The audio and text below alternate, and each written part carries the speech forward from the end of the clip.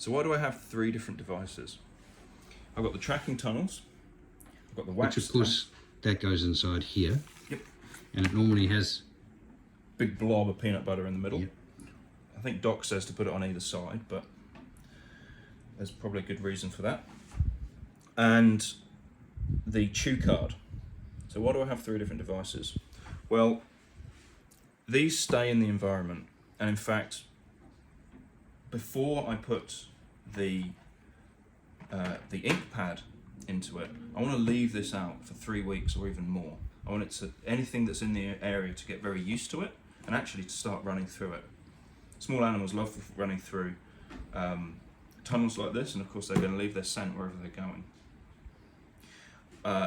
I'm not going to have a really high concentration of these in any area, of course, because it's going to be quite expensive.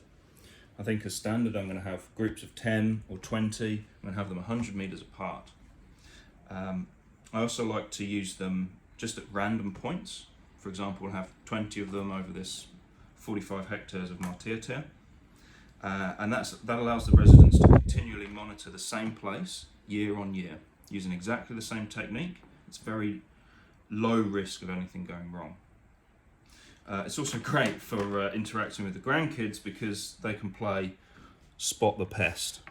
I think that's a Duncan there, actually. Yeah, I think it was.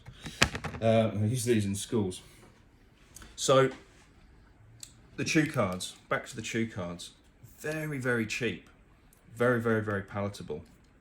So, it's full of peanut butter. Of course, we know that the insects love peanut butter. We know that the rodents love peanut butter. The rain, of course, washes it out. So this doesn't last very long. Because they're so small and so cheap, I can use lots and lots and lots of them. And it's, I say sensitive, they're very, very sensitive, because if a rodent eats one of these, and possums are even worse, they get a taste of the peanut butter and they know that this means they're going to get a feed.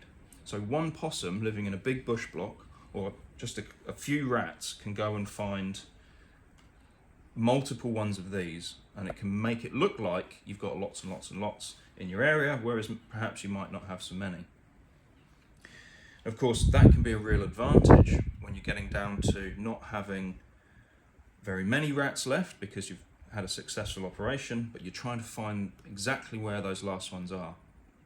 Put 20 of these, 40 of these out in 1 hectare, and you can, if 1 or 2 of them have got a little nibble on them, you know that's where you're going to target with your traps. So that brings us to the wax tags. This is something that they chew on as well. So this is, if we can open it, this is a little wax block, wax mixed with peanut butter, or it might be peanut oil, and you can see you get a perfect imprint of my incisors on that, and the rodent's exactly the same. I've just bitten into that and I know that it's not tasty, it's not actually doing anything for me. So once I've bitten that, I'm not going to bother doing it again. Rats are the same. So this means that